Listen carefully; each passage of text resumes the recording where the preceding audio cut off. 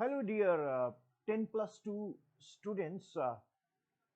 Since right now you people have moved into the plus 2 scenario, so there are so many videos, more than 1000 videos are there on my YouTube channel, but I have decided to upload the new videos and chapter wise means like the video will be under the clip of 2022 hyphen 2023, correct?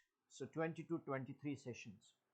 These videos will be covering the all entire syllabus along with the basics of NCERT and some selected numericals and separately doubt sessions.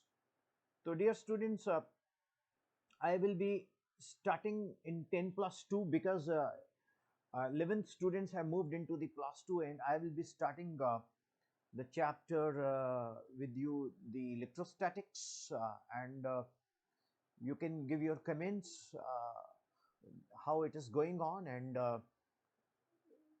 it will be like almost online offline jaisa, right? So this is your channel. Thank you very much. Share it with the students who are in plus 2, and they can go with the subscription and the bell icon, because when you better all know, yeah, you people teach us how to use internet. Rather, we people are not in that capacity in as good as you are using the students internet. So all the best.